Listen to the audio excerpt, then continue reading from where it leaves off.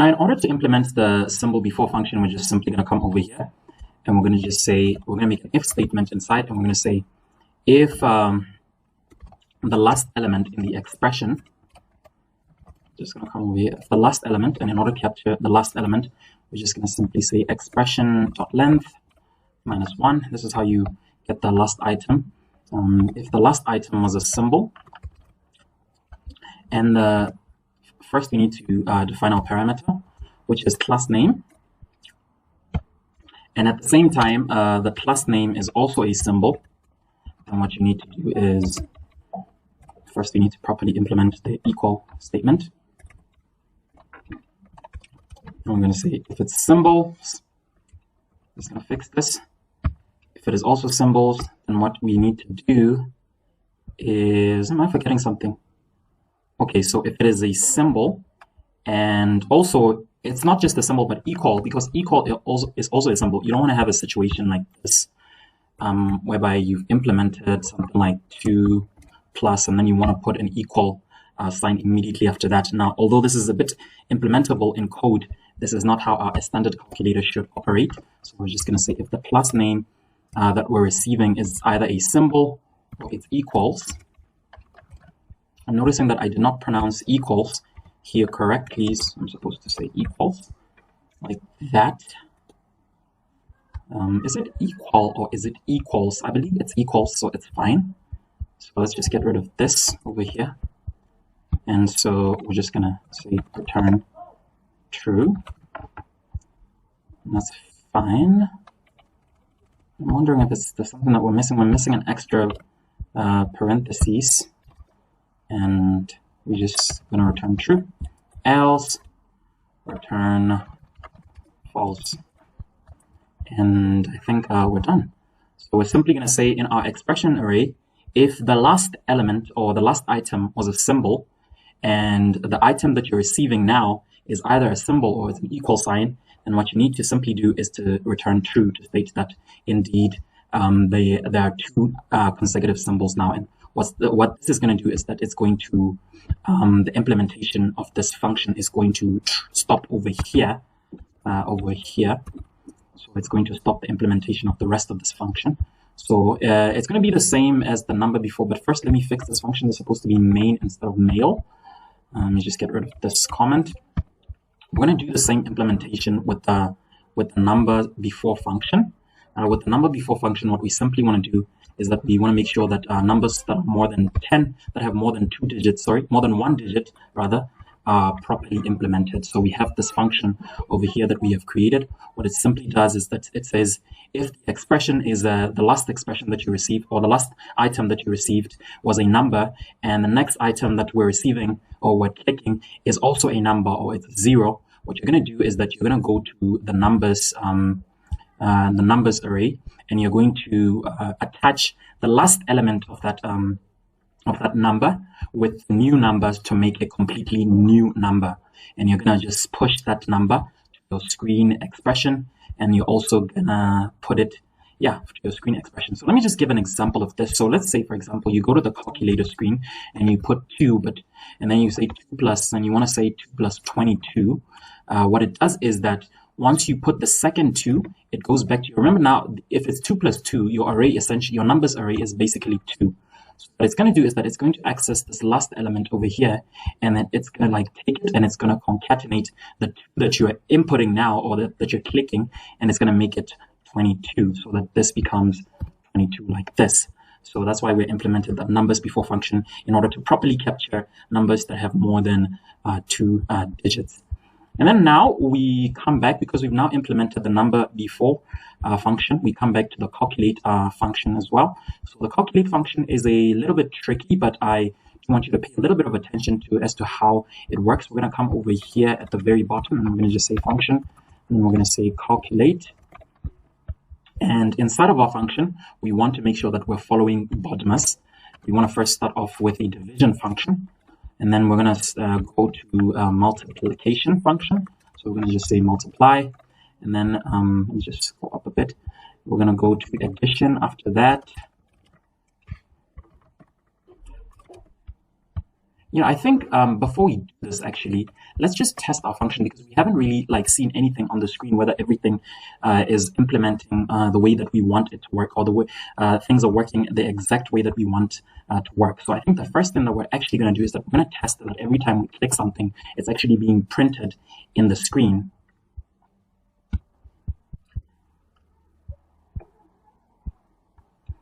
And so if we go to our calculator and we try to press, you'll notice that nothing is actually getting printed to the screen. And I think this is probably because we haven't actually created a way to actually print something to the screen.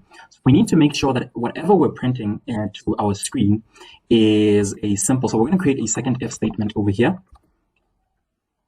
And we're going to make sure that whatever we are printing is a symbol, is either a symbol, which means operator, or it's a number, or it's a zero. So we're going to make sure, and in order to do that, we're going to just use this over here. We're going to say, make sure that whatever the plus name, because remember there are a lot of things with plus names over here. So we want to make sure that whatever is being printed to our screen has a class name, which is either symbol, or has a class name that is num, or it has a class name which is 0. So only operators and numbers can be printed to the screen. And so we're going to take our screen expression and we're just going to push in whatever text that is being clicked. And then we're going to come to our screen, remember our screen element, and we're going to change the inner text.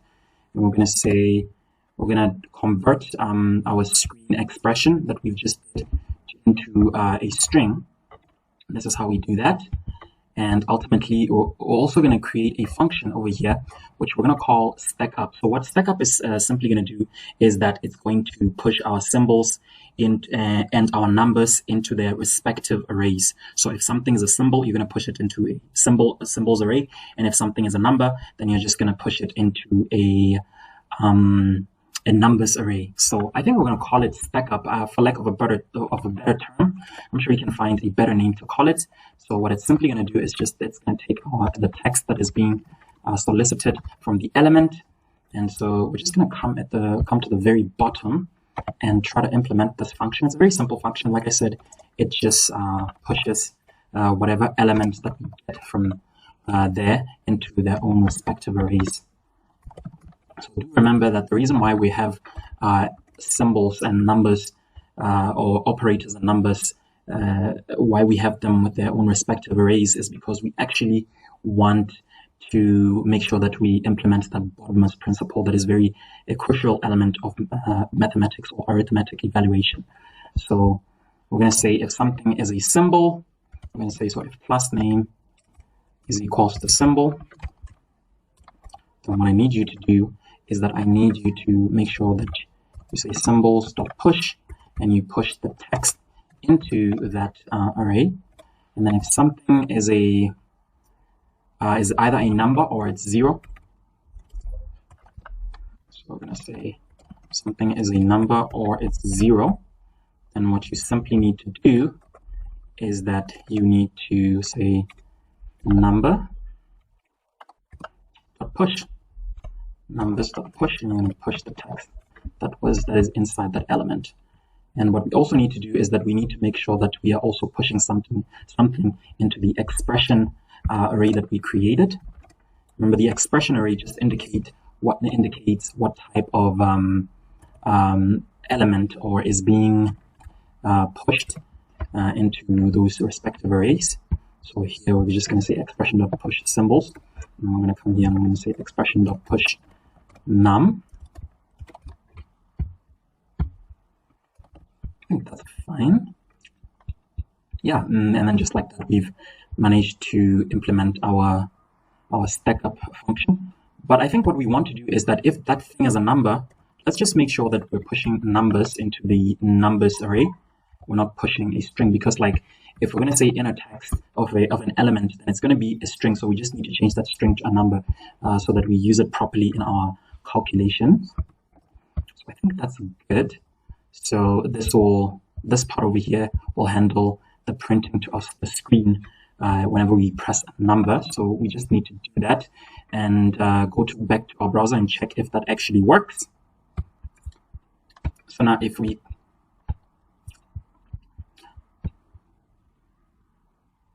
So now if we come over to our browser over here and we print, you'll notice that our numbers are being put in there.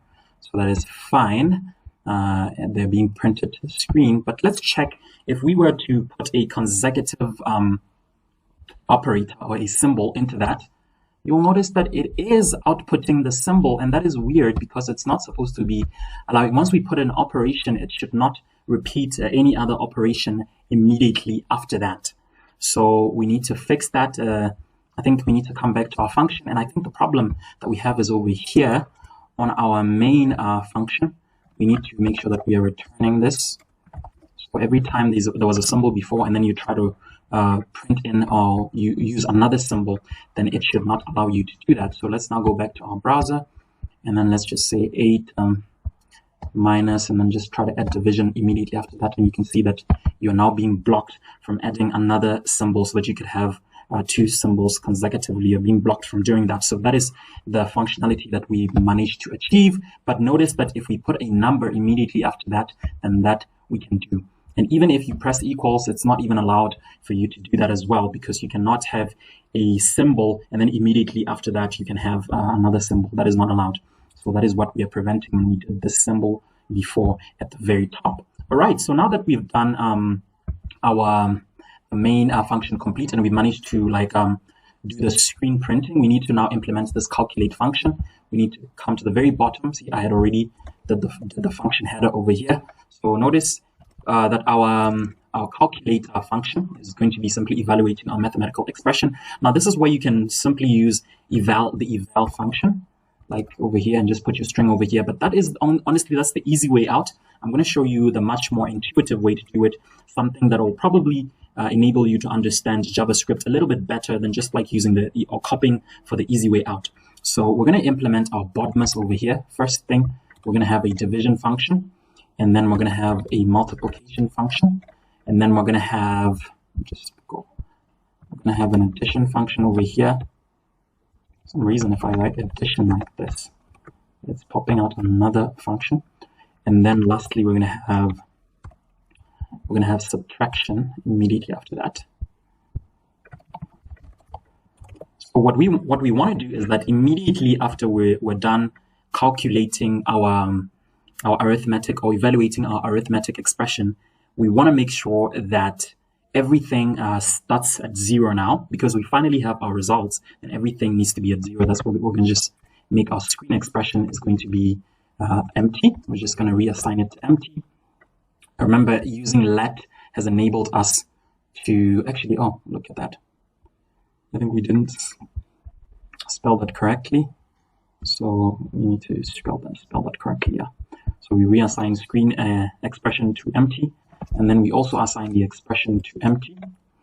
And we want to take, because our final answer is going to be in the numbers portion of our array. So I'm going to show you what that means in a moment, because I think it's just a little bit not intuitive, if I may say that. So numbers. All right. So now this is where you really need to pay attention, because we're going to first start off with division. We're going to implement the division function. And then if you understand the division function, then everything is going to be pretty much understandable as it regards to the multiplication, addition, and the subtraction function. So this is our calculation function.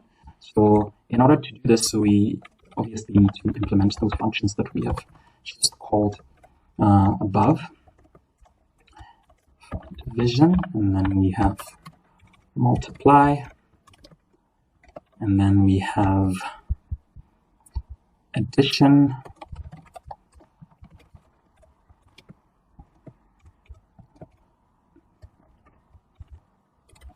and then finally we have subtraction. All right, that's cool. So I'm going to explain to you how all of these things work, but I think it would be better for me to make you understand it using the addition aspect of these functions. Sorry, I think it would be much better for me to explain it to you using the addition aspect of these functions. But I think if you understand how all of these things work, if you understand how one of the functions work, then you'll be able to understand. So in order to explain how we're going to implement addition, the addition function, I am going to solicit the help of Paint, and I've created a couple of scenarios here that relate to our addition function over here. So you can see these are 3 different scenarios that we are going to experience when we're adding our numbers accordingly. So you can see this one, this is just a simple basic one that we know is the simple adding 2 positive numbers. And then you have this one whereby you're adding a negative number and a positive number. That's a scenario that we need to be aware of. And our third scenario is whereby you have 3 numbers over here and you're adding a positive number, a negative number, and you have a positive number, a negative number, and then a positive number. So these are 3 different scenarios that we would have to deal with when we are implementing our function. So we're going to get started with the first scenario that we're going to be dealing with when we're implementing our function. So this is the first scenario that we have. So what we simply say is that we take the index of the symbol that we have over here, which is 0. And what we're saying is that you need to add the numbers, a number that is in the same index position as your symbol. And you need to also add the number that is immediately after your symbol. So you're going to add, if the symbol is called, if the index is called I, then you're going to add the number that is at I, and you're also going to add the number that is at I plus 1. So you're going to add the number that is at this exact position as the symbol, and you're also going to add the number that is to the right of that symbol, to the immediate right of that symbol. So this is pretty much self-explanatory.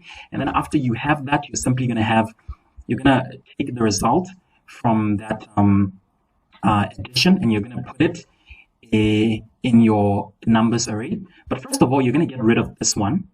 You're going to get rid of this one because now you're done dealing with it, and you're also going to get rid of your symbol after you're done using it. And what's going to remain is the 2 that you have over here. And so thus your numbers array is going to have, actually what's going to remain, you're also going to cancel out the 2, but instead of canceling out the 2 completely, you're going to replace it with the sum of 2 plus 3. So this numbers array is going to have 5 inside of it. So it's going to have 1 element. So let's start off from the top. In this simple arithmetic function, you're going to say, you're going to take the position of the symbol, and you're going to add the number that has the same index as the symbol, which is 2, and then you're going to add the number that is immediate right of the symbol, which is at position 1, and you're going to add these numbers. And then after using both of the symbol and using 3 and using 2, you're going to cancel them at that positions, and you're going to actually, in terms of 2, you're just going to replace that number that is in that position with 5.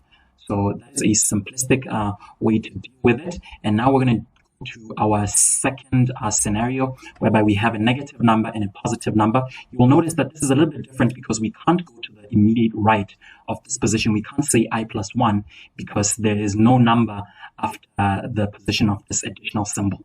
Remember that we're implementing addition, so we can't start with negative first because of BODMAS. So we're implementing addition in this particular circumstance. So in this particular circumstance, is we notice that our arithmetic expression is a negative number to the left of that arithmetic expression, and we notice that the number of numbers in the numbers array and the number of symbols in the symbols array are actually equal. As you can notice in this instant, the numbers that are inside the numbers array is 2, and then the size of the symbol array is also 2. So if we notice that they are all the same, and we also notice that we have a negative at the very extreme left of that expression, then what we need to do is that we need to say, take the number that is at the position of that symbol, the addition symbol. Take the number that is at the position of the addition symbol, which is 3 in this case, and then you're going to add it to the number that is left of that symbol, which is going to be 2. So in this, and then what you're going to do is that you're going to attach this negative to the 2. So you're just going to simply say this is not going to be just the 2. This is going to be negative 2. So you're going to just simply say negative 2 plus 3. So from the very top, you're going to come over here, you're going to take the position of the addition element, the index of the positive element, positive operator, I must say. Actually, the addition operator, very confusing. You're going to take the index or the position of the addition operator, and you're going to say, take the number that is at the same position of the addition operator, which is 3, and then add that to the number that is at your extreme left. But if there's a negative sign, make sure that you take that negative sign and you connect it that 2 to make it -2. And what you're going to do is that you're going to cancel this number that you have over here. And then after using the plus sign, you're also going to cancel the plus sign. Then after using the negative sign, you're also going to cancel the negative sign because you're no longer using it now.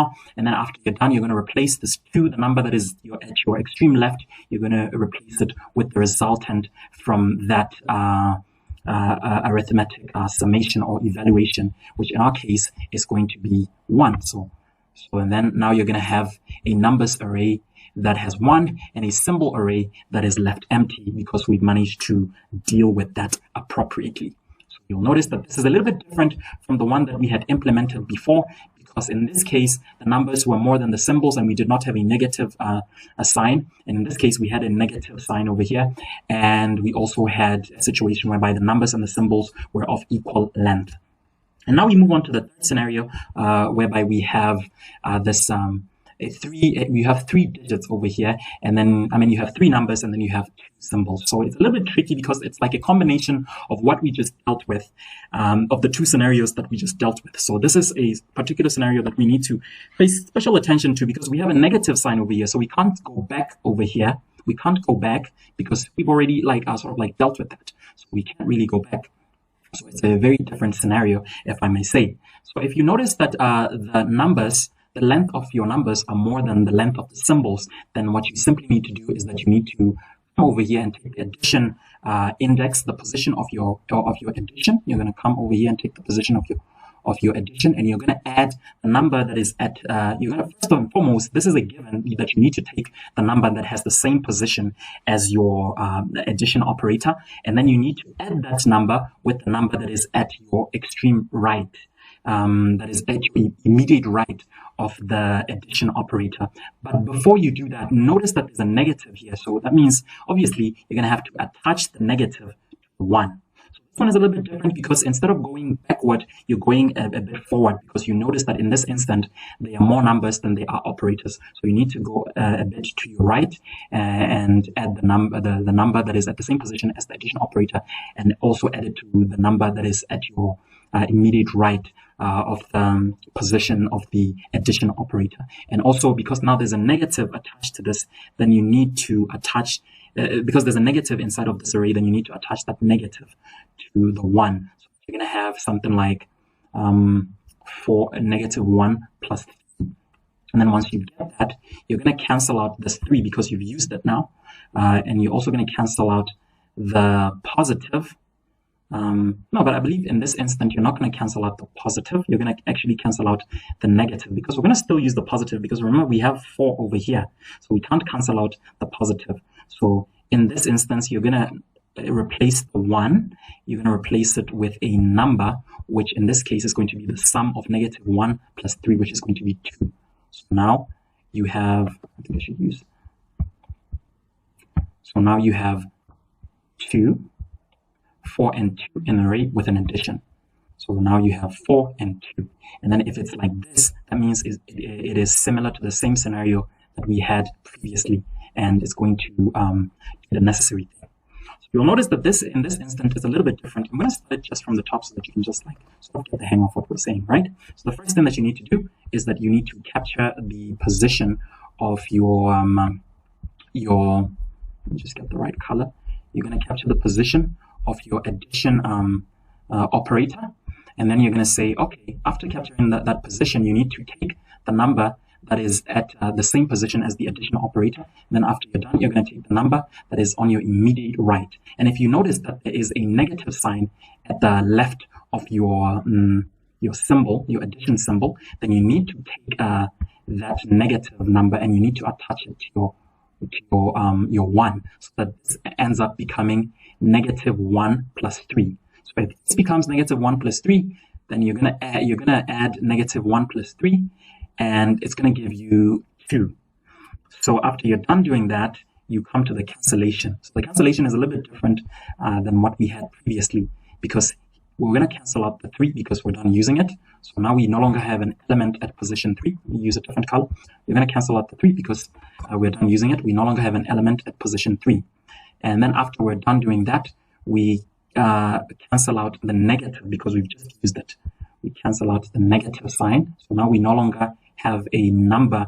So now that essentially means actually that the number at position 0 is going to be replaced by 1, because now we have only one element inside of our symbols array. Then when it comes to replacing this number over here, instead of replacing, we're going to replace it with the sum of what we had calculated, which is -1 plus 3. So now we're going to have 2 over here instead of 1. We're going to replace it with 2. So but we're not going to get rid of the plus sign, because remember, we have another number that is left. So now we have 2 numbers that we have to continue with. So this is essentially going to emulate, or it's going to be the same function. So essentially it's going to be something like, let me just get much. Essentially, after we're done this expression, we're going to get something like 4 plus 2. So we've managed to reduce this expression to 4 plus 2. And we know that once we have 4 plus 2 over here, then that means it goes back to what we had originally implemented, or it goes back to the scenario that we've implemented over here. So I'm going to explain to you the multiplication symbol, how it works, and then I'm just going to paste in the code. I'm just going to explain to you a little bit how it works, because it works in a similar way, but there's a little bit of differences that we need to be aware of that make it a little bit different from all the other operators. Each operator works a little bit differently, but not too different from other operators. So we're going to come to our addition, and we're just going to implement. We're going to just like copy and paste that function that simply dictates what we've been explaining right now. We're using a while statement now, and I'm going to get rid of this count because I just wanted to prevent infinite loops. But I don't think in this case we're going to have an infinite loop, because what a while simply does is that it searches for the plus symbol. And every time it finds a plus symbol, then it's going to follow that symbol, and it's going to take the index of that symbol. And our first if statement, what it does, it just simply checks if there's a negative operator at your left, or it checks if there's a negative operator immediately after the positive symbol. So that maybe we might be having a scenario like this. So it's simply checking if the scenario that we have is similar to this. So we're checking if there's a negative number immediately before the addition symbol. If there is a negative number before the symbol, then we need to check how many symbols are there and how many numbers are there. If we find that the number of symbols are actually less than the numbers, so that means there are more numbers than there are symbols. So that means we're going to implement this scenario that we had over here that we've already explained, that we're just gonna this is whereby we attach the number that we have in our that has the same position as our addition operator. We attach it a negative sign, and then we add that, and this is whereby we delete the symbol, the addition symbol, the minus symbol. After using it, notice that we don't delete the positive symbol. We just simply delete the negative symbol or operator. And then after we've deleted the negative symbol or operator, what we simply do is that we replace the number that is at the same position as the operator with the sum. And then after we're done doing that, we get rid of the number that is at your extreme right, the 3 that we have over here. So this is just an implementation of the different scenarios that we've already described. I'm going to have this code at the bottom of the link so that you can just like have a field day with. Like I said, both subtraction and both divisions have like a sort of like similar scenarios, but have a bit of tweaks here and there. I'm going to explain to you how the multiplication calculation is carried out, and I'm just going to copy in the code because it's quite extensive, and you're just going to check it out, and you're going to sort of like trace how that implementation is done. So in order to understand the multiplication function, which works in a similar way as the addition function, but you will see where there's a bit of a difference, or a distinct difference between the multiplication function and the addition function. So in terms of the scenario that we have over here, which is like direct calculation of 2 positive numbers, you will notice that it's just the same thing. We just come over here and we just we multiply these 2 elements. Then after we're done multiplying these 2, 2 plus 3, we just get rid of the 3, and we get rid of the symbol, and then we replace this 2 over here with the product of 2 times 3, which is ultimately going to be 6. So notice that we're not getting rid of that number, we're just replacing it with the product of 2 and 3. And in the second scenario that you're familiar with as it regard to the addition operator, we come over here and we just simply multiply 2 and 3, And if we notice that there is a symbol at the negative side, or if we notice that the length of the numbers array is equals to the length of the symbol array. So the 2 elements in the numbers array and the 2 elements in the symbol array. And we notice that the element that is at your left side is a negative number. We just simply attach this negative to the 2, and we just say negative 2 times 3. And then we come over here, we cancel out the 3, like we did in the addition sample, or addition scenario, sorry. We delete the 3 and we delete the 2 symbols because now we're done using them. And we just come over here and we replace that 2 that we have over there with the product of these 2 numbers, negative 2 and 3, which is going to be negative 6, sorry. Which is going to be negative 6. Remember, we're going to be attaching this negative to the 2 when we are multiplying those 2 numbers in order to form the, this negative 6 that we have over here. So now we move on to the scenario, which is a little bit different with addition operator. Remember, in the addition operator, let me just go up a bit. What we did is that we just multiplied these 2 elements that we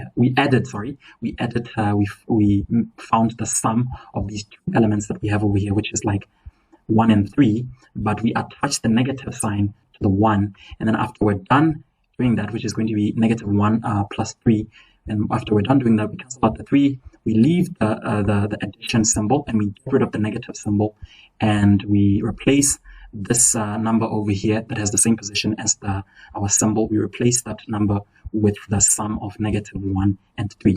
So in the multiplication side of things, we come over here, we say 4 times 3. So we just simply we just simply take the symbol, which is at play over here, and we take a number that is essentially at the same level as or at the same position as the operator, and we multiply it with 3. We do not attach this negative symbol. We leave the negative symbol alone. So this is how it's different with the addition side of things, is that we don't mess around with this negative operator that we have over here. We just simply multiply 4 times 3. So this is going to be 12. And what we do, we get our deleter, and we come over here, we delete the symbol after using it, and then we delete this number that is at your immediate right. And then over here, we just simply replace that with 12, because that's 4 times 3, right? We replace it with 12. Okay, just try to put it at the very top. I think it's fine over there. I think you get the gist of it. So now 4 is going to be replaced with 12, such that now we're going to have 2 and 12, and then the minus sign. So ultimately, after we're done doing this, we should the arithmetic expression that should remain is going to be 2 minus 12, which is exactly what we wanted to achieve, because now we have the 2 and the 12 on the numbers array, and then we have the negative symbol on the symbols or operators array. So this is the final arithmetic expression that we're going to be remaining with, and obviously this is going to give us negative 10. So this is ultimately going to give negative 10. So that's how everything is going to be ultimately implemented. So you'll see that it's a little bit different from the addition symbol. So all of these functions are a little bit different from one another, but they essentially implement the same thing. So what we're going to do is that instead of going through each of them individually, because I feel like they're pretty much the same, honestly, they're pretty much the same, but except for a few minor things there and there. So I'm just going to make that to be your assignment to find out how each of those functions have their own style of making things happen. But I think you will notice that, especially when it comes to maybe division and multiplication, they're executed in a certain way. And then subtraction also has a little bit of a tweak that it does compared to the other functions that we have. So we're just going to come over to subtraction. And yeah, so you can see that subtraction actually works a little bit differently. I'm going to get rid of this console log just there, so I can just like make some testing.